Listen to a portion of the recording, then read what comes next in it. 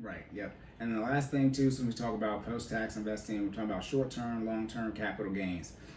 I'm gonna explain those real quick. So for something to be long-term capital gains or capital gains, whenever you invest, you have never made any money until you sell. And obviously you don't lose money until you sell. So while that money is sitting there, I know they call it profit, but that's called unrealized gains. When you sell that money, you have now realized those gains. And those gains are either gonna be short-term or long-term capital gains. Short-term capital gains is something that is 365 days or less. Long-term capital gains, it has to be more than a year. Back to math, a year is not more than a year.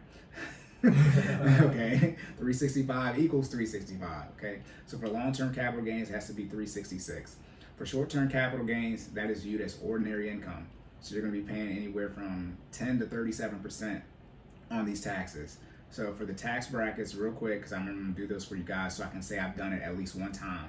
If you're single, right, 10%, the tax brackets are 10%, 12%, 22%, 24%, 32%, 35%, 37%. Those are the 7 tax brackets, and we live in a progressive system. So as you make more money, you pay the taxes in that range.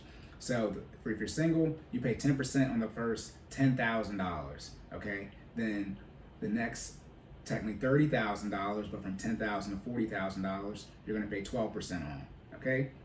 Then it's gonna be from $40,000 to $86,000 and 22%, $86,000 to $165,000 for 24%, and then $164,000 to $209,000 for 32%, and then $209,000 to $523,000 for the 35%, and then $523 plus for the 37%. I'm saying that to say is that's where your short-term capital gains will fit into. So let's say you're in the 22% tax bracket, so you make $70,000, okay? Then you get $10,000 in short-term capital gains. Technically, you would have made $80,000 that year because it's taxed as ordinary income. So 22% of $10,000, because you pay your full tax rate of it, you will owe $2,200 in taxes. Not owe, but it will be due. Obviously, there's a delta if you get a refund or not. Then for the married, same situation, but the ranges are essentially double from the 10% tax bracket to the 32% tax bracket. The 35% tax bracket is different. It goes from $418,000 to $628,000, and then $628K plus. Same situation. That's for short-term capital gains.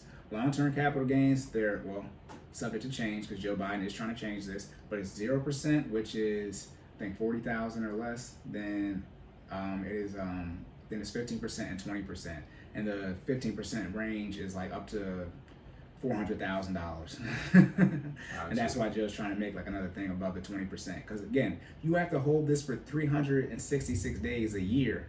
But if I started a company 10, 15, 20 years ago, and I have not realized any of these gains, I have to pay 20% in taxes.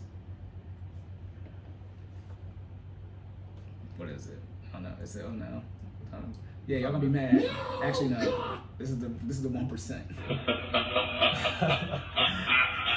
there were so many different ones I wanted to play in that situation. Press them out. Right. Yeah.